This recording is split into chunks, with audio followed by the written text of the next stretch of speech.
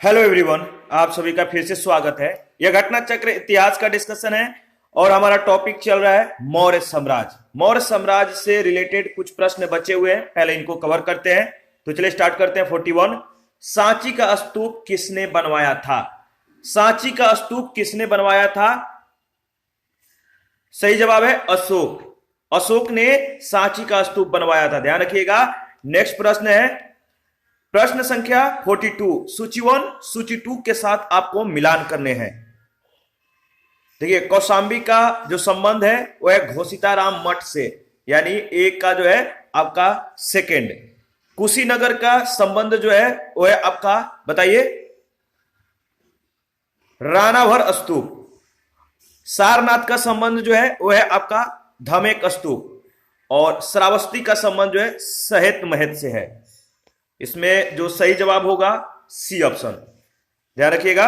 यहां पे जो है एक बार फिर से रिवीजन कर लेते हैं। कौशांबी, घोषिताराम मठ, कुशीनगर, रानावर स्तूप, सारनाथ, धमेक स्तूप, श्रावस्ती, सहेत महत। 43 है तीर्थ यात्रा के समय सम्राट अशोक निम्नलिखित स्थानों पर गए, उन्होंने किस मार्ग का अनुगमन किया? आपको बताना है कि सम्राट अशोक निम्नलिखित स्थानों पर गए, उन्होंने किस मार्ग का अनुगमन किया? सही कूट का चुनाव कीजिए।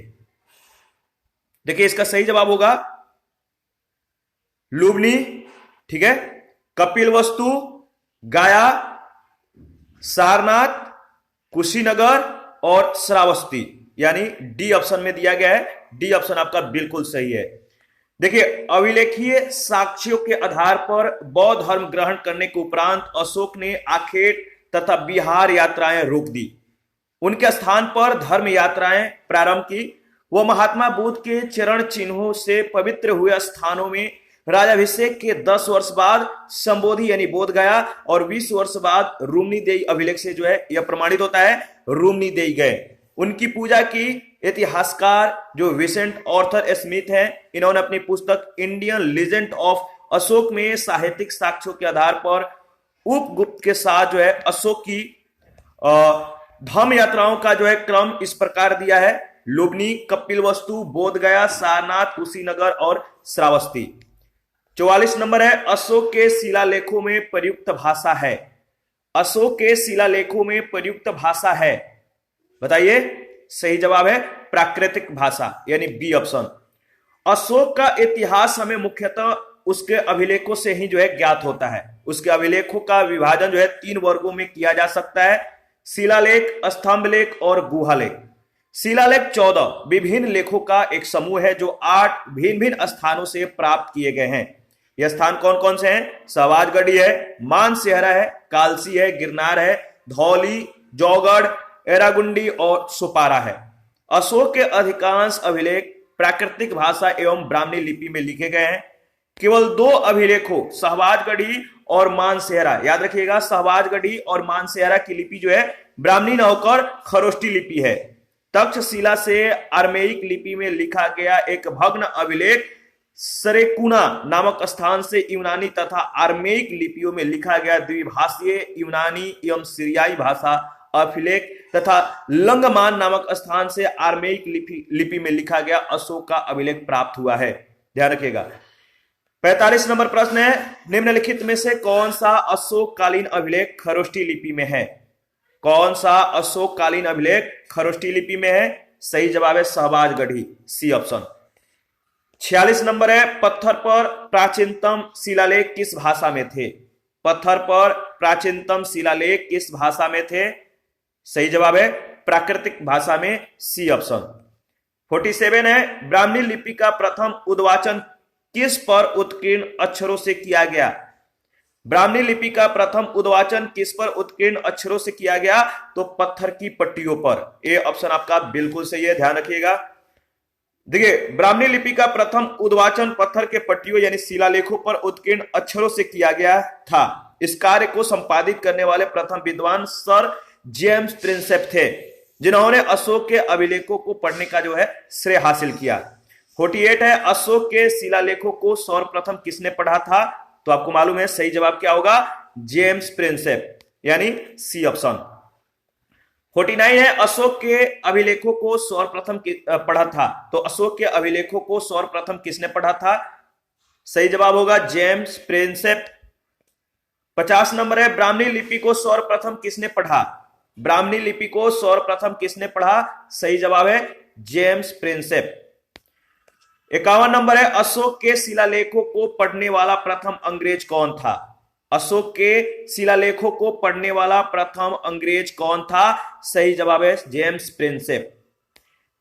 52 है, सम्राट अशोक के राजादेशों का सबसे पहले विकुटन यानी डिसाइफर, याद रखिएगा, डिसाइफर किसने किया था? विकुटन किसने किया था? सही जवाब है जेम्स प्रिंसेप, बी ऑप्शन। आगे बढ़ते हैं। 53 है, वह स्थान जहां प्राग अशोक ब्राह्मणी लिपि का पता चला है, वह स्थान कौन सा है जहां प्राग अशोक ब्राह्मणी लिपि का पता चला है? सही जवाब है अनुराधापुर, बी ऑप्शन। प्राग अशोक ब्राह्मणी 4वीं शताब्दी ईसा पूर्व लिपि का पता श्रीलंका स्थित अनुराधापुर से चला। कुछ और स्थानों के अभिलेखों से इस प्रकार के लिपि का जो है साक्ष्य मिला है, जिनके नाम है पीपर हवा, सोगौरा और महास्थान। 54 है, प्राचीन भारत में निम्नलिखित में कौन सी एक लिपि दाई ओर से बाई ओर लिखी जाती थी? तो कौन सी लिपि जो थी दाई से बाई ओर लिखी जाती थी? आपको मालूम है, इसके बारे में हम लोगों ने ऑलरेडी डिस्कस किया है। सही जवाब है खरोष्टी लिपि। खरोष्टी लिपि दाई से बाई ओर लिखी जाती थी। देखिए, प्राचीन भारत में खरोष्टी लिपि दाएं से बाई लिखी जाती थी। इसे पढ़ने का श्रेय मैसन, प्रिंसेप, नॉरिस, लेसेन, कनिंघम आदि विद्वानों को है। यह मुख्यतः उत्तर पश्चिमी भारत की लिपि थी। 55 नंबर है, निम्नलिखित में से प्राचीन भारत की कौन सी लिपि दाहिने से बाई ओर लिखी जाती थी? तो दाई से बाई ओर कौन सी लिपि लिखी जाती थी? आपको मालूम है, सही जवाब है खरोष्टी लिपि, सी ऑप्शन। 56 है, अशोक का अपने शिलालेखों में सामान्यतः जिस नाम से उल्लेख हुआ है वह है। अशोक का अपने शिलालेखों में सामान्यतः जिस नाम से उल्लेख हुआ है वह नाम है प्रियदर्शी, डी ऑप्शन। देखिए, अशोक के अभिलेखों में सर्वत्र उसे देवनाम प्रियदर्शी यानी देवताओं का प्रिय अथवा देखने में सुंदर देवनाम प्रियदर्शी तथा राजा आदि की उपाधियों से संबोधित किया गया है। पुराणों में उसे अशोक वर्धन कहा गया है, ध्यान रखिएगा। इसके बाद नेक्स्ट प्रश्न 57, अपने शिलालेखों में अशोक सामान्यतः किस नाम से जाने जाते हैं? बताइए, अपने शिलालेखों में अशोक सामान्यतः किस नाम से जाने जाते हैं? तो आपको मालूम है प्रियदर्शी, बी ऑप्शन। आगे बढ़ते हैं, नेक्स्ट प्रश्न है 58, अभिलेखों में किस शासक का उल्लेख प्रियदर्शी एवं देवनाम प्रिय के रूप में किया गया है? अभिलेखों में किस शासक का उल्लेख प्रियदर्शी एवं देवनाम प्रिय के नाम रूप में किया गया है? तो सही जवाब होगा अशोक। अशोक इनका जो अभिलेख है, इनका जो कह सकते हैं कि इनका नाम जो है अभिलेखों में प्रियदर्शी एवं देवनाम प्रिय के रूप में किया गया है। तो बी ऑप्शन आपका बिल्कुल सही होगा। 59 है, निम्नलिखित वक्तव्यों में कौन सा एक वक्तव्य अशोक के प्रशस्तर स्तंभों के बारे में गलत है? 4 वक्तव्य हैं, आपको चारों वक्तव्यों में से बताना है कि अशोक के प्रशस्तर स्तंभों के बारे में कौन सा वक्तव्य गलत है। तो सही जवाब है ये स्थापत्य संरचना के भाग है, जो कि गलत है, डी ऑप्शन। देखिए, अशोक के प्रशस्तर स्तंभ स्थापत्य संरचना के भाग नहीं है, बल्कि ये पृथक रचनाएं हैं। अन्य तीनों प्रश्नगत कथन जो है अशोक के स्तंभों के संदर्भ में सही है। क्वेश्चन नंबर 60, निम्नलिखित में से किस एक अभिलेख में अशोक के व्यक्तिगत नाम का उल्लेख मिलता है? निम्नलिखित में से किस एक अभिलेख में अशोक के व्यक्तिगत नाम का उल्लेख मिलता है? सही जवाब है मास्की, डी ऑप्शन। अशोक का इतिहास हमें मुख्यतः उसके अभिलेखों से ही ज्ञात होता है। उसके अभी तक 40 से अधिक अभिलेख प्राप्त हो चुके हैं। मास्की, गुर्जरा, नेतूर, उडेगोलम के लेखों में अशोक का व्यक्तिगत नाम भी मिलता है। 61 है, निम्नलिखित में से किस उभारदार मूर्ति शिल्प शिलालेखों में अशोक के प्रशस्तर रूप चित्र के साथ राणियो अशोक यानी राजा अशोक उल्लेखित है? सही जवाब क्या होगा? निम्नलिखित में से किस उभारदार जो उभारदार मूर्ति शिल्प यानी रिलीफ जो स्कल्पचर है शिलालेखों में अशोक के प्रशस्त रूप चित्र के साथ राणियों अशोक यानी राजा अशोक उल्लेखित है। इसका सही जवाब होगा कंगनहली, ए ऑप्शन कंगनहली, ध्यान रखिएगा। देखिए कर्नाटक के गुलबर्गा जिले में भीमा नदी के किनारे कंगनहली में बौद्ध स्तूप है। यहां सम्राट अशोक का जो है सम्राट अशोक का रानी के साथ जो सम्राट अशोक है इनके रानी के साथ प्रशस्तर पर रूप चित्र उत्कीर्ण किया गया है जिसके नीचे राणियों अशोक यानी राजा अशोक लिखा हुआ है। 62 है, निम्नलिखित अभिलेखों में किस लेख में अशोक नाम उल्लेखित है?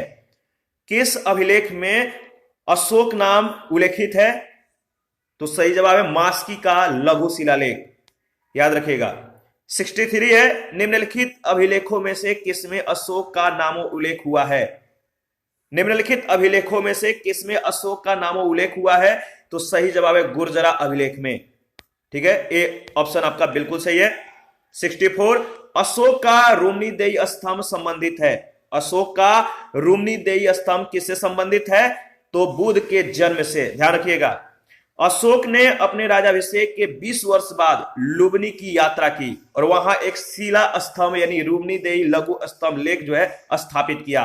बुध की जन्मभूमि होने के कारण लुबनी ग्राम का जो है भोग कर माफ कर दिया गया और भू राजस्व 1/6 से घटाकर 1/8 कर दिया गया, ध्यान रखिएगा। 65 है, गुर्जरा लघु शिलालेख जिसमें अशोक का नामो उल्लेख किया गया है कहां स्थित है? गुर्जरा लघु शिलालेख जिसमें अशोक का नामो उल्लेख किया गया है कहां स्थित है? तो मध्य प्रदेश के दतिया जिले में, बी ऑप्शन आपका बिल्कुल सही है, ध्यान रखिएगा। अशोक का नामो उल्लेख करने वाला गुर्जरा लघु शिलालेख मध्य प्रदेश के दतिया जिले में स्थित है।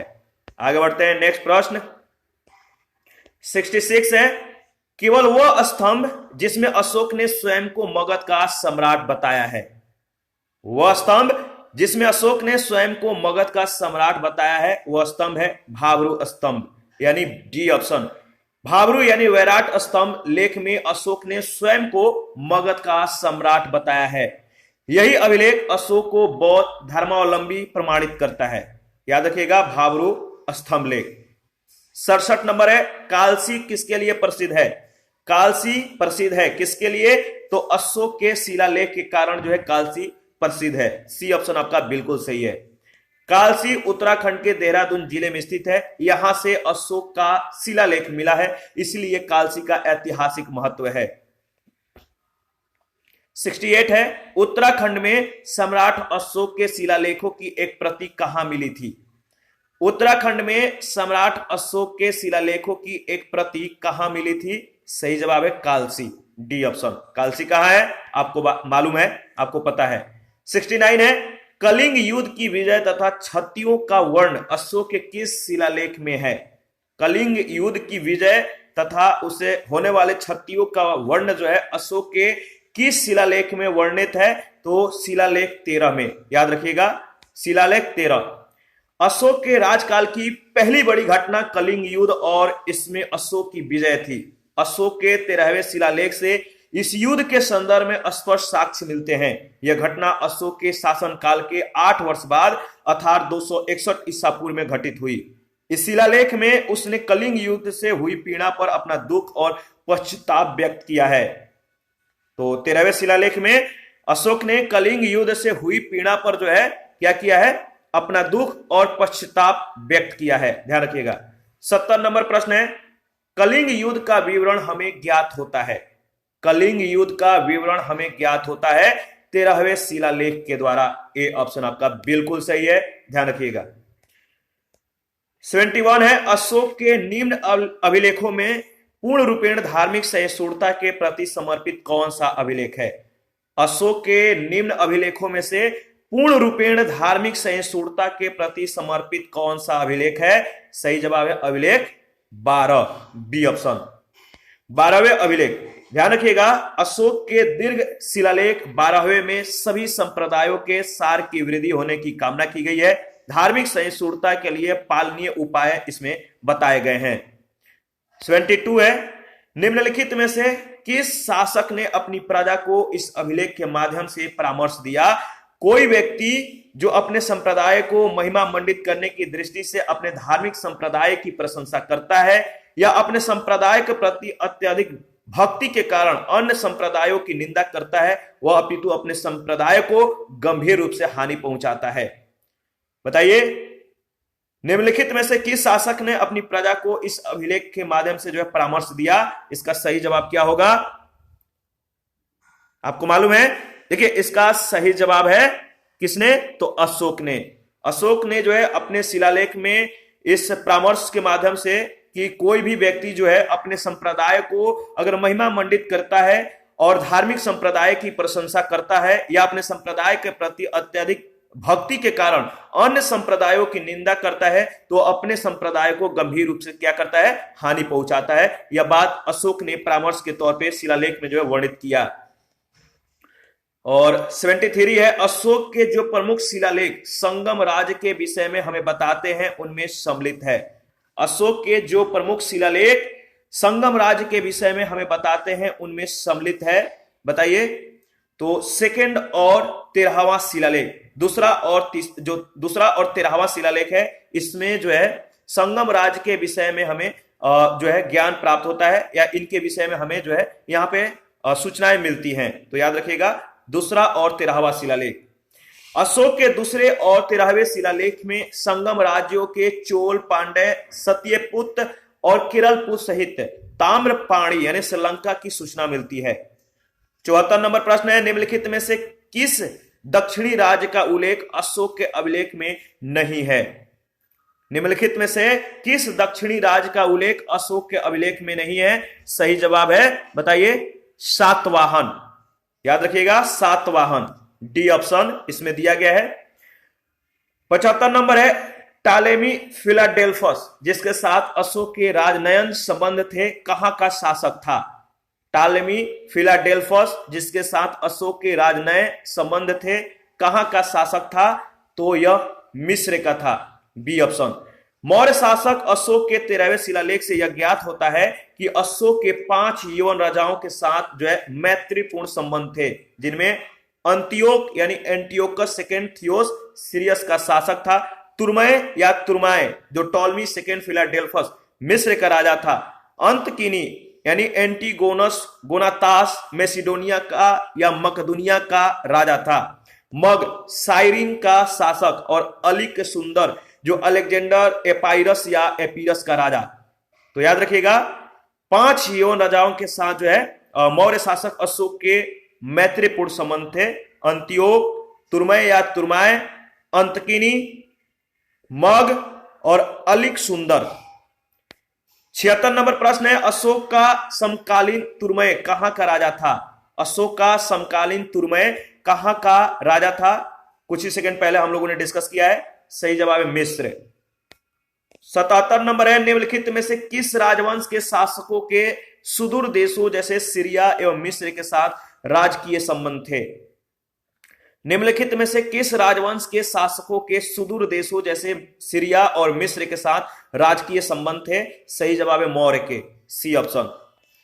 78 है, अशोक के धम्म का मूल संदेश क्या है? अशोक के जो धम्म है इसका मूल संदेश क्या है? देखिए, इसका सही जवाब होगा ई ऑप्शन। राजा के प्रति वफादारी, शांति एवं अहिंसा, बड़ों का सम्मान, धार्मिक सहनशीलता, कहीं ना कहीं ये सभी जो है इसमें शामिल है। तो ध्यान रखिएगा, इसके बारे में हम लोग डिस्कस कर लेते हैं। अशोक धम्म या धर्म जो है एक नैतिक संहिता थी। अशोक अपने दूसरे और 7वें शिलालेख के माध्यम से संदेश देता है कि अपासीनवे बहुक्याने दयादाने सचे सोचे मादय साधवे च, अर्थात कम पाप करना, कल्याण करना, दयादान करना, सत्य बोलना, पवित्रता से रहना, स्वभाव में मधुरता और साधुता बनाए रखना। इस प्रकार अशोक धर्म के मूल संदेश में शांति और अहिंसा, बड़ों का सम्मान, धार्मिक सहनशीलता निहित है। तो ई आपका सही जवाब होगा। 79 है, निम्न में से अशोक के किस अभिलेख में पारंपरिक अवसरों पर पशु बलि पर रोक लगाई गई है? ऐसा लगता है कि यह पाबंदी पशुओं के वध पर थी। किस अभिलेख में, अशोक के किस अभिलेख में पारंपरिक अवसरों पर पशु बलि पर रोक लगाई गई है? और ऐसा लगता है कि यह पाबंदी पशुओं के वध पर थी। सही जवाब है स्तंभ अभिलेख 5वां, यानी बी ऑप्शन। अशोक के प्रथम शिलालेख में पशु बलि निषेध के संदर्भ में लेख इस प्रकार है, यहां कोई जीव मारकर बलि न दिया जाए और न कोई उत्सव किया जाए। पहले प्रियदर्शी राजा की पाकशाला में प्रतिदिन सैकड़ों जीव मांस के लिए मारे जाते थे, लेकिन अब इस अभिलेख के लिखे जाने तक सिर्फ 3 पशु प्रतिदिन मारे जाते हैं, 2 मोर और 1 मृग। इसमें भी मृग जो है हमेशा नहीं मारा जाता, ये तीनों भी जो है भविष्य में नहीं मारे जाएंगे। 5वें स्तंभ लेख के अनुसार अशोक के द्वारा राजाभिषेक के 26वें वर्ष बाद निम्नलिखित जीवों का वध निषिद्ध किया: तोते, मैना, अरुणा, जंगली बतख, नंदीमुख, चमगादड़, रानी चिटियां, मछली, कछुआ, शाही गिलहरी, हिरण, बैल, श्वेत कबूतर, घरेलू कबूतर और ऐसे चौपाए जो खाए न जाते हों और अन्य किसी काम न आते हों। प्रत्येक पक्ष के 8वें, 14वें और 15वें दिन, 23 और पुनर्वसु के दिन, तीनों ऋतुओं की पूर्णिमा को तथा दूसरे त्योहारों पर बैलों, बकरों, मेढ़ों, सुअरों तथा अन्य जानवरों को बधिया न किया जाए। 30 पुनर्वसु और ऋतुओं की पूर्णिमा को प्रत्येक ऋतु की पूर्णिमा वाले पक्ष में घोड़ों और बैलों को न दागा जाए। अतः स्पष्ट है कि जो इसका अभिष्ट उत्तर होगा विकल्प बी होगा। 80 नंबर है, निम्नलिखित प्राचीन भारतीय अभिलेखों में से कौन सा एक खाद्यान्न को देश में संकट काल में उपयोग के लिए सुरक्षित रखने के बारे में प्राचीनतम शाही आदेश है? निम्नलिखित प्राचीन भारतीय अभिलेखों में से कौन सा एक खाद्यान्न को देश में संकट काल में उपयोग के लिए सुरक्षित रखने के बारे में प्राचीनतम शाही आदेश है? सही जवाब है सोगौरा ताम्रपत्र, ए ऑप्शन। ध्यान रखिएगा। आगे बढ़ते हैं, नेक्स्ट प्रश्न है, देखिए इसके बारे में थोड़ा सा डिस्कशन कर लेते हैं। गोरखपुर जिले से प्राप्त सोगौरा ताम्रपत्र अभिलेख और बोगरा जिले यानी बांग्लादेश से प्राप्त महास्थान अभिलेख की रचना अशोक कालीन प्राकृतिक भाषा में हुई है और उन्हें ईसा पूर्व 3री सदी की ब्राह्मणी लिपि में लिखा गया। यह अभिलेख अकाल के समय किए जाने वाले राहत कार्यों के संबंध में है। इस अकाल की पुष्टि जैन स्रोतों से होती है। 81 है, कथन ए, अशोक ने कलिंग को मौर्य साम्राज्य में जोड़ लिया था। कारण था कलिंग दक्षिण भारत को जाने वाले स्थलीय और समुद्री मार्गों को नियंत्रित करता था। मैं फिर से इसको रिपीट कर देता हूं। कथन कह रहा है कि अशोक ने कलिंग को मौर्य साम्राज्य में जोड़ लिया था। कारण कलिंग दक्षिण भारत को जाने वाले स्थलीय एवं समुद्री मार्गों को नियंत्रित करता था। इसका सही जवाब क्या है बताइए? देखिए इसका सही जवाब है ए और आर दोनों सही है। आर ए का सही स्पष्टीकरण भी है। इसके बारे में देख लेते हैं। अशोक ने अपने राजाभिषेक के 8 वर्ष बाद कलिंग पर विजय प्राप्त कर उसे मौर्य साम्राज्य में शामिल कर लिया था। दक्षिण के साथ सीधे संपर्क के लिए समुद्री तथा स्थल मार्ग पर मौर्य का नियंत्रण आवश्यक था। यदि कलिंग स्वतंत्र देश रहता तो समुद्री और स्थल मार्ग से होने वाले व्यापार में रुकावट पड़ सकती थी। अतः कलिंग को मगध साम्राज्य में मिलाना आवश्यक था। इस प्रकार कथन कारण दोनों सही है। 82 है, कथन ए कह रहा है कि मौर्यकालीन शासकों ने धार्मिक आधार पर भू अनुदान नहीं दिया था। कारण भू अनुदान के विरुद्ध कृषकों ने विद्रोह किया। बताइए इन दोनों में कौन सा सही है? मौर्यकालीन शासकों ने धार्मिक आधार पर भू अनुदान नहीं दिया था। कारण था भू अनुदान के विरुद्ध कृषकों ने विद्रोह किया। देखिए इसमें जो सही जवाब होगा ए सही है, आर गलत है। ध्यान रखिएगा, ए सही है, आर गलत है, सी ऑप्शन। इसके बारे में भी रिवीजन कर लेते हैं। देखिए धार्मिक आधार पर भूमिदान का प्रथम साक्ष्य मौर्योत्तर युगीन राजवंश सातवाहन के समय के एक अभिलेख से प्राप्त होता है। मौर्यकालीन शासकों ने धार्मिक आधार पर कोई भूमिदान स्वरूप नहीं दी थी। भूमिदान के विरुद्ध कृषकों के विद्रोह का कोई वर्ण नहीं प्राप्त होता है। इसलिए कथन ए सही है, आर गलत है। ठीक है। 83 है, प्रसिद्ध यूनानी राजदूत मेगास्थनीज भारत में किसके दरबार में आए थे? प्रसिद्ध यूनानी राजदूत मेगास्थनीज भारत में किसके दरबार में आए थे? तो सही जवाब है चंद्रगुप्त मौर्य के दरबार में। मेगास्थनीज सेल्यूकस निकेटर के द्वारा चंद्रगुप्त मौर्य के राजसभा में भेजा गया यूनानी राजदूत था। इसके पूर्व वह अराकोसिया के क्षत्रप के राज दरबार में सेल्यूकस का राजदूत रह चुका था। मेगास्थनीज ने काफी समय तक मौर्य दरबार में निवास किया। भारत में उसने जो कुछ भी देखा सुना उसने इंडिका नामक अपने ग्रंथ में लिपिबद्ध कर दिया। याद रखिएगा, मेगास्थनीज के द्वारा जो पुस्तक लिखा गया है वह है इंडिका। नेक्स्ट प्रश्न इसी पर आधारित है। मेगास्थनीज दूत था। मेगास्थनीज दूत कहां का था?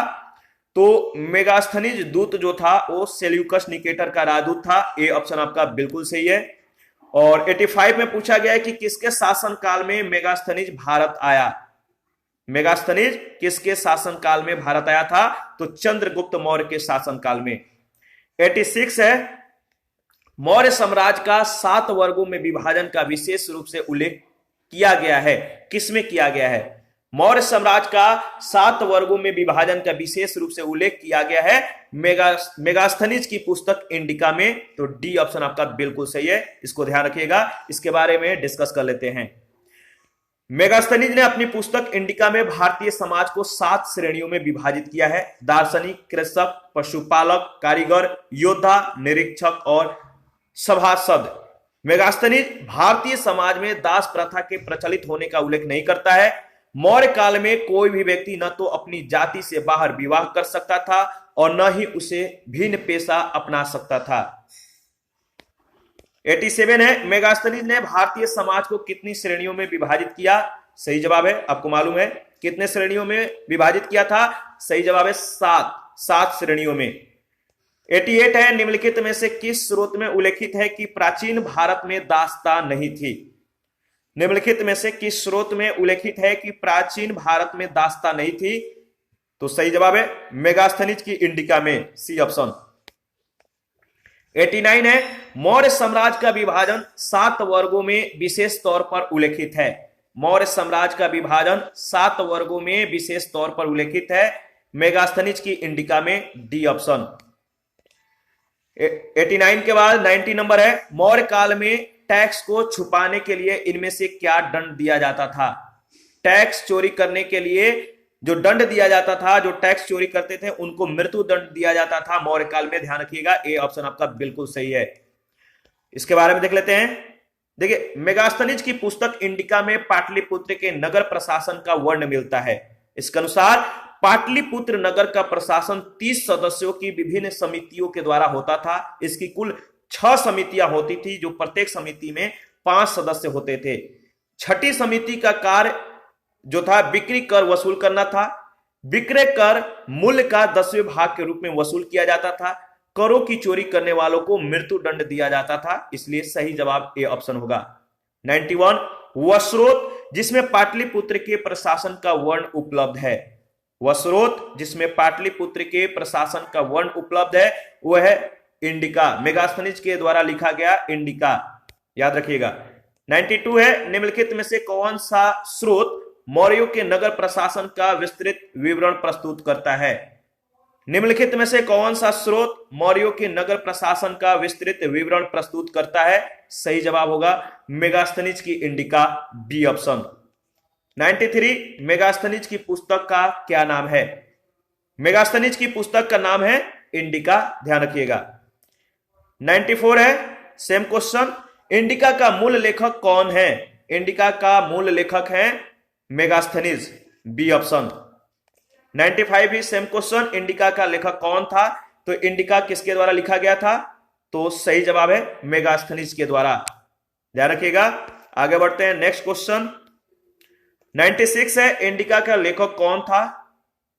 रिपीटेड क्वेश्चन है, बताइए इंडिका का लेखक कौन था? तो आपको मालूम है मेगास्थनीज। ये सभी क्वेश्चन रिपीटेड है।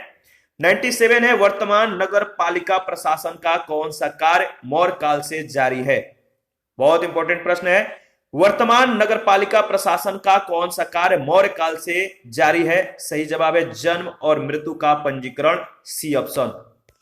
देखिए, मौर्य युग में नगरों का प्रशासन नगर पालिकाओं के द्वारा चलाया जाता था, जिसका प्रमुख नागरक या पूर्व मुख्य था। मेगास्थनीज ने पाटलिपुत्र के नगर परिषद की 5-5 सदस्यों वाली 6 समितियों का उल्लेख किया है। इनमें से तीसरी समिति जो है जन्म मृत्यु पंजीकरण का हिसाब रखती थी। वर्तमान में भी यह कार्य नगर पालिका प्रशासन के द्वारा किया जाता है। 98 है, मौर्य नरेशों के बारे में निम्न में से कौन सा कथन सही है? उन्होंने विकास किया था। बताइए, मौर्य नरेशों के बारे में, जो मौर्य नरेश हैं, मौर्य राजा हैं, इनके बारे में कौन सा कथन सही है जिन्होंने विकास किया था? क्या विकास किया था? तो सही जवाब है, देखिए इसका सही जवाब होगा डी ऑप्शन, केवल ए, यानी संस्कृति, कला और साहित्य, प्रांतीय विभाजन और हिंद कुश का या हिंदू कुश तक का साम्राज्य, यानी ए, सी और डी सोने के सिक्के जो दिए गए इसके संदर्भ में सही नहीं है। मौर्य सम्राट ने संस्कृति, कला, साहित्य के विकास में महती भूमिका अदा की। चंद्रगुप्त मौर्य का साम्राज्य उत्तर पश्चिम में ईरान के सीमा से लेकर दक्षिण में वर्तमान उत्तरी कर्नाटक तक फैला था। पूर्व में मगध से लेकर पश्चिम में सौराष्ट्र एवं शोपारा तक का संपूर्ण प्रदेश उसके साम्राज्य के अधीन था। इसलिए स्मिथ के अनुसार अगर बात करें तो हिंदू कुश पर्वत भारत की वैज्ञानिक सीमा थी। अशोक के अभिलेखों में मौर्य साम्राज्य के 5 प्रांतों के नाम मिलते हैं। उत्तरापथ, पहला याद रखिएगा उत्तरापथ, ठीक है, अवंतिरट, कलिंग और दक्षिणापथ, 5वां है प्राच्य या पूर्वी प्रदेश। स्वर्ण सिक्कों को भारत में प्रचलित करने का श्रेय हिंद एवं यानी इंडो ग्रीक शासकों को है। मौर्य नरेश के संबंध में जो है ए, सी, डी कथन सत्य है। आगे बढ़ते हैं। 99 है, भाग एवं बलि थे। भाग एवं बलि क्या थे? तो ये राजस्व के स्रोत थे। बी ऑप्शन आपका बिल्कुल सही है। देखिए, भाग और बलि प्राचीन भारत में राजस्व के स्रोत थे। और सार से ज्ञात होता है कि राजा भूमि का मालिक होता था। वह भूमि से उत्पन्न उत्पादन के एक भाग का अधिकारी था। याद रखिएगा, भूमि से उत्पन्न उत्पादन के वह एक भाग का अधिकारी होता था। इस भाग को जो है, इस कर को भाग कहते थे। और इसी प्रकार बलि भी राजस्व का स्रोत था। क्वेश्चन नंबर 100, मौर्य काल में भूमि कर जो कि राज्य की आय का मुख्य स्रोत था, किस अधिकारी के द्वारा एकत्रित किया जाता था? मौर्य काल में भूमि कर जो कि राज्य की आय का या राज्य की या राजस्व का जो है यह स्रोत था, मुख्य स्रोत था, किस अधिकारी के द्वारा एकत्रित किया जाता था? तो सही जवाब है सीता अध्यक्ष। मौर्य काल में सीता अध्यक्ष कृषि भूमि का अध्यक्ष था। वह भूमि कर वसूलने का कार्य करता था, जबकि अग्रोनोमोई या एग्रोनोमोई जिले के अधिकारियों को कहा जाता था।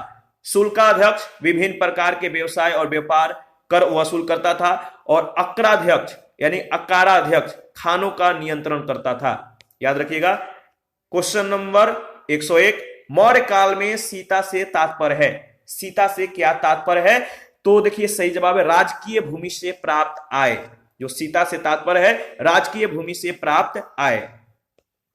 मौर्य काल में राजकीय भूमि की व्यवस्था सीता अध्यक्ष के द्वारा होती थी। इससे प्राप्त होने वाली आय को सीता कहा जाता था। क्वेश्चन नंबर 102, मौर्य मंत्री परिषद में निम्न में से कौन राजस्व इकट्ठा करने से संबंधित था? मौर्य मंत्री परिषद में निम्न में से कौन राजस्व इकट्ठा करने से संबंधित था? सही जवाब है समाहर्ता, ए ऑप्शन। देखिए, मौर्य मंत्री परिषद में राजस्व एकत्र करने का कार्य समाहर्ता के द्वारा किया जाता था। अंतपाल सीमा रक्षक या सीमावर्ती दुर्गों की देखभाल करता था, जबकि प्रदेष्टा विषयों या कमिश्नरियों का प्रशासक था। आगे बढ़ते हैं। नेक्स्ट प्रश्न, क्वेश्चन नंबर 103 है, निम्नलिखित में से कौन मौर्य युगीन अधिकारी तौल मान का प्रभारी था? निम्नलिखित में से कौन मौर्य युगीन अधिकारी तौल मान का बताइए प्रभारी था? तो सही जवाब है पोतवा अध्यक्ष। मौर्य युगीन अधिकारी पोतवा अध्यक्ष तौल मान का प्रभारी था। पणाध्यक्ष वाणिज्य विभाग तथा सुना अध्यक्ष बूचड़ खाने के प्रभारी थे। 104, मौर्य काल में एग्रोनोमोई अधिकारी निम्नलिखित में से किस क्षेत्र से संबंधित थे? मौर्य काल में एग्रोनोमोई अधिकारी निम्नलिखित में से किस क्षेत्र से संबंधित थे? सही जवाब है मार्ग निर्माण। मौर्य काल में एग्रोनोमोई अधिकारी राजस्व का संग्रह, सिंचाई सुविधाओं का पर्यवेक्षण, न्यायिक प्रशासन और भूमि की माप, सड़कों पर 10 स्टेडिया की दूरी पर पत्थर लगवाना, सड़कों का रखरखाव से संबंधित था। इस तरह मार्ग निर्माण उसका प्रमुख कार्य प्रतीत होता है। 105 नंबर है, जो क्वेश्चन 105 में पूछा गया है, पंकोद कसनिध रोधे मौर्य प्रशासन के द्वारा लिए जाने वाला जुर्माना था। पंकोद कसनिरोधे मौर्य प्रशासन के द्वारा लिए जाने वाला जो जुर्माना था। पंक मतलब कीचड़, यानी सही जवाब है सड़क पर कीचड़ फैलाने पर, बी ऑप्शन। तो याद रखिएगा पंकोदक सनिरोधे मौर्य प्रशासन में सड़क पर जल और कीचड़ इकट्ठा करने या कीचड़ फेंकने के कारण जो है लिए जाने वाला एक जुर्माना था। 106 है मौर्य काल में शिक्षा का सर्वाधिक प्रसिद्ध केंद्र था। मौर्य काल में शिक्षा का सर्वाधिक प्रसिद्ध केंद्र कौन था? इसका सही जवाब है तक्षशिला। याद रखिएगा तक्षशिला सही जवाब है। आगे बढ़ते हैं नेक्स्ट प्रश्न।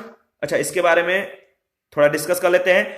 देखिए, वैशाली वर्तमान में बिहार का एक जिला है। प्राचीन काल में वैशाली बौद्ध एवं जैन परंपरा से जुड़ा रहा। इसकी स्थापना 6ठी शताब्दी ईसा पूर्व गौतम बुद्ध के जन्म यानी 563 बीसी से पहले की गई थी। महावीर स्वामी का जन्म यही हुआ था। नालंदा बौद्ध शिक्षा का महत्वपूर्ण केंद्र था। सर्वप्रथम यहाँ बौद्ध विहार की स्थापना गुप्त काल में करवाई गई थी। नालंदा में की गई खुदाइयों से पता चलता है कि यह विश्वविद्यालय लगभग जो 1 मील लंबाई में और आधा मील चौड़ाई में स्थित था। तक्षशिला मौर्य काल में हिंदू और बौद्ध शिक्षा का प्रमुख केंद्र था। यह विश्व भर से यहाँ जो है इस विश्वविद्यालय में तक्षशिला में विश्व भर से लोग जो है पढ़ने आते थे। क्वेश्चन नंबर 107 है कौटिल्य के अर्थशास्त्र के अनुसार मौर्यकालीन न्याय व्यवस्था में निम्नलिखित न्यायालय अस्तित्व में थे। कौटिल्य के अर्थशास्त्र के अनुसार मौर्यकालीन न्याय व्यवस्था में निम्नलिखित न्यायालय अस्तित्व में थे। सही जवाब है धर्मस्थीय और कंटक शोधन, यानी दूसरा और चौथा जो कि डी ऑप्शन में दिया गया है। सही जवाब होगा डी ऑप्शन। कौटिल्य के अर्थशास्त्र के अनुसार मौर्यकालीन न्याय व्यवस्था में न्यायालय मुख्यतः 2 प्रकार के थे। एक धर्मस्थीय, दूसरा था कंटक शोधन। धर्मस्थीय दीवानी तथा कंटक शोधन फौजदारी न्यायालय था। तो याद रखिएगा जो धर्मस्थीय था वो दीवानी प्रकार का था और कंटक शोधन फौजदारी न्यायालय था। प्रदेष्टा फौजदारी न्यायालय का न्यायाधीश और व्यवहारिका दीवानी न्यायालय का न्यायाधीश था। कौटिल्य के अर्थशास्त्र में उल्लेख है कि जो अमात्य धर्मोपधा शुद्ध अर्थात धार्मिक प्रलोभन के द्वारा जो है शुद्ध चरित्र वाले सिद्ध होते थे उन्हें ही न्यायाधीश बनाया जाता था। तो धर्मोपधा शुद्ध अर्थात धार्मिक प्रलोभन के द्वारा शुद्ध चरित्र वाले सिद्ध होते थे उन्हें ही न्यायाधीश बनाया जाता था। 108 नंबर है भारत के सांस्कृतिक इतिहास के संदर्भ में इतिवृत्तों राजवंशीय इतिहासों तथा वीरगाथाओं को कंठस्थ करना निम्नलिखित में से किसका व्यवसाय था? भारत के सांस्कृतिक इतिहास के संदर्भ में इतिवृत्तों राजवंशीय इतिहासों और वीरगाथाओं को कंठस्थ करना निम्नलिखित में से किसका व्यवसाय था? सही जवाब है मागध, डी ऑप्शन। भारत के सांस्कृतिक इतिहास के संदर्भ में इतिवृत्तों राजवंशीय इतिहासों और वीरगाथाओं को कंठस्थ करने का व्यवसाय मागध एवं सूत वर्गों का था। ध्यान रखिएगा। आगे बढ़ते हैं नेक्स्ट। 109 नंबर है गांवों के शासन को स्वायत्त शासी पंचायतों के माध्यम से संचालित करने की व्यवस्था का सूत्रपात किसने किया? गांवों के शासन को स्वायत्त शासी पंचायतों के माध्यम से संचालित करने की व्यवस्था का सूत्रपात किसने किया? सही जवाब है द्रविड़ों ने, बी ऑप्शन। देखिए, गांव के शासन को स्वायत्त शासी पंचायतों के माध्यम से संचालित करने की व्यवस्था का सूत्रपात द्रविड़ों यानी चोल ने किया। यह व्यवस्था उस समय गांवों के प्रशासन का आधार थी। 110 नंबर है प्राचीन भारत के निम्नलिखित ग्रंथों में से किसमें पति के द्वारा परित्यक्त पत्नी के लिए विवाह विच्छेद की अनुमति दी गई है? प्राचीन भारत के निम्नलिखित ग्रंथों में से किसमें पति के द्वारा परित्यक्त पत्नी के लिए विवाह विच्छेद की अनुमति दी गई है? सही जवाब है अर्थशास्त्र, डी ऑप्शन। अर्थशास्त्र में पति के द्वारा परित्यक्त पत्नी के लिए विवाह विच्छेद की अनुमति दी गई है। मौर्यकालीन साम्राज्य में तलाक की प्रथा थी। पति के बहुत समय तक विदेश में रहने या उसके शरीर में दोष होने पर पत्नी उसका त्याग कर सकती थी और इस प्रकार पत्नी के व्यभिचारिणी होने या बंध्या होने जैसी दशाओं में पति उसका त्याग कर सकने का अधिकारी था। 111 है निम्नलिखित में से किसमें पुनर्विवाह वर्जित है? निम्नलिखित में से किसमें पुनर्विवाह वर्जित है? सही जवाब है मनुस्मृति, बी ऑप्शन। देखिए मनुस्मृति के 38वें खंड में स्पष्ट उल्लेख है कि वह व्यक्ति जिसकी पत्नी मर गई हो यानी विदुर पुनर्विवाह जो है कर सकता है, यानी जिसकी पत्नी मर गई हो वह पुनर्विवाह कर सकता है, लेकिन विधवा को पुनर्विवाह की अनुमति नहीं है। यानी जिस स्त्री का पति मर गया हो वो होती है विडो, इनको पुनर्विवाह की अनुमति नहीं दी गई थी, लेकिन जो विधुर थे इनको पुनर्विवाह करने की अनुमति दी गई थी। तो ध्यान रखिएगा। 112 है विदेशियों को भारतीय समाज में मनु के द्वारा दिया गया सामाजिक स्तर था।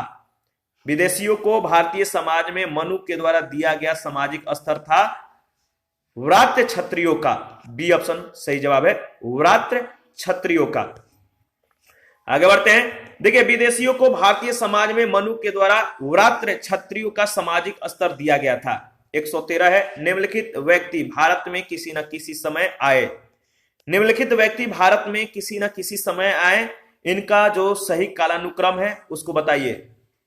आगमन का सही कालानुक्रम जो है वह आपका मेगास्थनीज, फायान, इसके बाद ह्वेनसांग और लास्ट में एत्सिंग, यानी बी ऑप्शन।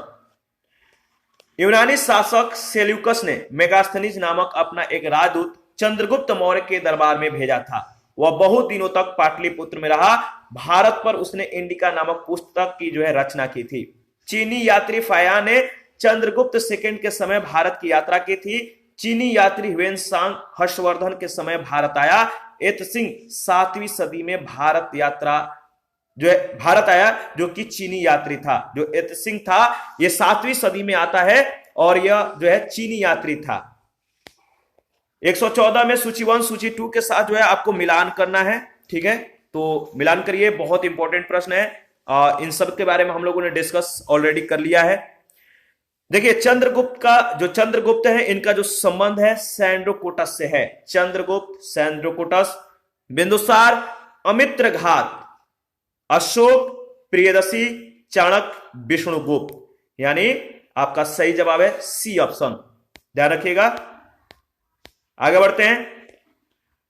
देखिए चंद्रगुप्त, सैंड्रोकोटस, बिंदुसार, अमित्रघात, अशोक, प्रियदर्शी, चाणक्य, विष्णुगुप्त। नेक्स्ट प्रश्न 115 है अंतिम मौर्य सम्राट था। अंतिम मौर्य सम्राट कौन था? तो आपको मालूम है अंतिम मौर्य सम्राट वृद्धरथ थे। अंतिम मौर्य शासक वृद्धरथ थे। वृद्धरथ की हत्या इसके सेनापति पुष्यमित्र शुंग ने 184 ईसा पूर्व में की थी। आगे बढ़ते हैं। 116 निम्नलिखित कथनों पर विचार कीजिए। पहला है अंतिम मौर्य शासक वृद्धरथ की हत्या उसके प्रधान सेनापति पुष्यमित्र शुंग ने की थी। दूसरा, अंतिम शुंग राजा देवभूति की हत्या उसके ब्राह्मणी मंत्री वासुदेव कर्णव ने की और उसने राज सिंहासन हथिया लिया। तीसरा, आंध्र ने कणव राजवंश के अंतिम शासक को पद वंचित किया था। बताइए इन तीनों में से कौन सा कथन सही है? इसका सही जवाब है डी ऑप्शन। पहला, दूसरा और तीसरा तीनों कथन सही है। ध्यान रखिएगा। जिस महत्वाकांक्षी व्यक्ति ने 184 ईसा पूर्व में अंतिम मौर्य शासक वृद्धरथ की हत्या करके शुंग राजवंश की स्थापना की, वह इतिहास में पुष्यमित्र शुंग के नाम से विख्यात है। शुंग वंश का अंतिम राजा देवभूति अत्यंत विलासी था। वह अपने अमात्य वासुदेव के षड्यंत्रों के द्वारा जो है मार डाला गया। वायु पुराण के अनुसार अंतिम कणव शासक सुशर्मा अपने आंध्र जातीय भृत्य सिमुक यानी सिंधुक के द्वारा जो है मार डाला गया था। 117 है ईस्वी सन के पूर्व की कुछ शताब्दियों में निम्नलिखित में से किन शासकों ने गिरनार क्षेत्र में जल संसाधन व्यवस्था की ओर ध्यान दिया? ईस्वी सन के पूर्व की कुछ शताब्दियों में निम्नलिखित में से किन शासकों ने गिरनार क्षेत्र में जल संसाधन व्यवस्था की ओर ध्यान दिया? इसका सही जवाब क्या होगा? देखिए इसका सही जवाब है दूसरा और तीसरा, यानी चंद्रगुप्त मौर्य और अशोक। बी ऑप्शन आपका बिल्कुल सही है, ठीक है। और इसके बारे में देख लेते हैं। ईस्वी सन के पूर्व के कुछ शताब्दियों में चंद्रगुप्त मौर्य और अशोक ने गिरनार क्षेत्र में जल संसाधन व्यवस्था की ओर ध्यान दिया। उस क्षेत्र में चंद्रगुप्त मौर्य ने सुदर्शन झील खुदवाई तथा अशोक ने ईसा पूर्व 3री शताब्दी में इससे जो है नहरें निकाली। शक, छत्रप, रुद्रदामन के जूनागढ़ अभिलेख में इन दोनों के कार्यों का वर्णन है।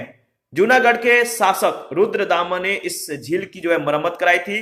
चूंकि रुद्रदामन का यह कार्य 2री शताब्दी ईसा पूर्व का था, उत्तर में ईस्वी सन के पूर्व की शताब्दियों के संदर्भ में चंद्रगुप्त मौर्य और अशोक का ही नाम रहेगा। इस प्रकार यद्यपि शक शासक रुद्रदामन का नाम भी गिरनार क्षेत्र में जल संसाधन व्यवस्था से जुड़ा है, किंतु इसका समय जो है ईस्वी सन के बाद यानी 150 ईस्वी है। इसके अतिरिक्त स्कंदगुप्त के समय भी इस झील का पुनरुद्धार जो है करवाया गया था।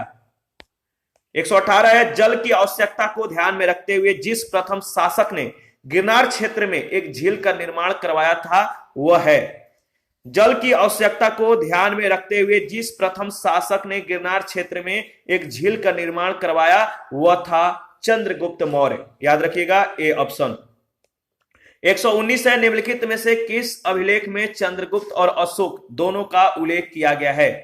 किस अभिलेख में चंद्रगुप्त और अशोक दोनों का उल्लेख किया गया है? तो महाक्षत्रप रुद्रदामन का जूनागढ़ अभिलेख। महाक्षत्रप रुद्रदामन का जूनागढ़ अभिलेख, इस अभिलेख में चंद्रगुप्त और अशोक दोनों का उल्लेख किया गया है। 120, निम्नलिखित अभिलेखों में से किसमें अशोक का अभिलेखीय जो अभिलेख भी है पाया गया है? निम्नलिखित अभिलेखों में किसमें जो है अशोक का अभिलेख भी पाया गया है? बताइए इसका सही जवाब क्या होगा? तो देखिए इसका सही जवाब है निम्नलिखित अभिलेखों में से किसमें अशोक का अभिलेख भी पाया गया है? वह महाक्षत्रप रुद्रदामन का जूनागढ़ अभिलेख, ए ऑप्शन। आगे बढ़ते हैं, नेक्स्ट प्रश्न। अच्छा, इसके बारे में थोड़ा डिस्कस कर लेते हैं। देखिए अशोक का जो अभिलेख है महाक्षत्रप रुद्रदामन के जूनागढ़ अभिलेख, इस पर भी जो है अशोक का अभिलेख महाक्षत्रप रुद्रदामन के जूनागढ़ अभिलेख पर भी पाया गया है। रुद्रदामन पश्चिमी भारत के शकों का एक महान राजा था। गुजरात के जूनागढ़ यानी गिरनार से शक संवत 72 का जो है यानी शक संवत 72 यानी 150 ईस्वी का उसका एक अभिलेख प्राप्त हुआ। इससे जो है उसकी विजय, व्यक्तित्व और कृतित्व का यानी जो कार्य किया था उसका विवरण प्राप्त होता है। अशोक के अतिरिक्त स्कंदगुप्त के भी 2 लेख इस पर खुदे हुए हैं। सर्वप्रथम 1822 ईसा पूर्व में कर्नल टाड ने इस लेख को पता लगाया। यह जो है विशुद्ध संस्कृत भाषा और ब्राह्मणी लिपि में लिखित प्राचीनतम लेखों में से एक है। इसकी रचना का मुख्य उद्देश्य सुदर्शन झील के बांध के पुनर्निर्माण का विवरण जो है सुरक्षित रखना है। 121 है, बराबर पहाड़ियों की गुफाओं के विषय में कौन सा एक सही नहीं है? बराबर पहाड़ियों के गुफाओं के विषय में जो एक सही नहीं है आपको बताना है। इसका सही जवाब क्या होगा? इसका सही जवाब है ये अभिलेख जो है ईसा पूर्व 6ठी शताब्दी के हैं, यह सही नहीं है। जो बराबर की गुफाएं हैं इसके संदर्भ में डी ऑप्शन सही नहीं है। देखिए दक्षिणी बिहार के गया जिले में स्थित बराबर और नागा अर्जुनी पहाड़ियां हैं। नागा अर्जुनी में 3 गुफाएं हैं। बराबर नामक पहाड़ी पर कुल 4 गुफाएं स्थित हैं, जिनमें से 3 गुफाओं की दीवारों पर अशोक के लेख उत्कीर्ण मिले हैं। चौथी गुफा में मौखरी शासक अनंत वर्मन का लेख है और इसे वैष्णव गुफा भी कहते हैं। प्रथम 3 गुफा अशोक के द्वारा आजीवक संप्रदाय के साधुओं के निवास के लिए गुफा दान में दिए जाने का विवरण सुरक्षित है। चट्टानों को काटकर बनाई गई इन गुफाओं का संबंध मौर्य काल से है और इन गुफाओं में उत्कीर्ण अभिलेख 3री सदी ईसा पूर्व से संबंधित है। 122, निम्नलिखित में से कौन सा युग में सही सुमेलित है? बताइए निम्नलिखित में से कौन सा युग में सही सुमेलित है? तो सही जवाब है लोथल एंशिएंट डॉकयार्ड, सही है। इसके बाद है Sarnath first sermon of Buddha और इसके बाद है Nalanda great seat of Buddhist learning, पहला, दूसरा और चौथा। तो सी ऑप्शन आपका बिल्कुल सही है। इसके बारे में डिस्कस कर लेते हैं। देखिए लोथल जो है एंशिएंट डॉकयार्ड है, Sarnath first sermon of Buddha, Nalanda great seat of Buddhist learning, ये सभी सही हैं। परंतु राजगीर है लायन कैपिटल ऑफ अशोक का युग्म गलत है। इस युग्म का सही स्थान सारनाथ होगा। तो आज का जो सेशन है यहीं पे समाप्त करते हैं। नेक्स्ट सेशन में मौर्योत्तर काल के संदर्भ में बातें करेंगे। तो आप अपना प्रतिक्रिया जरूर दीजिए। आपके प्रतिक्रियाओं का हमें बेसब्री से इंतजार रहता है। जिन लोगों ने Telegram channel, Telegram quiz group, Facebook page को ज्वाइन नहीं किया है तो वीडियो के डिस्क्रिप्शन बॉक्स में उसका लिंक है, आप ज्वाइन कर सकते हैं। Thank you. और घटना चक्र का PDF अवेलेबल है, अगर आपको जरूरत है तो आप हमें कमेंट कर सकते हैं। धन्यवाद।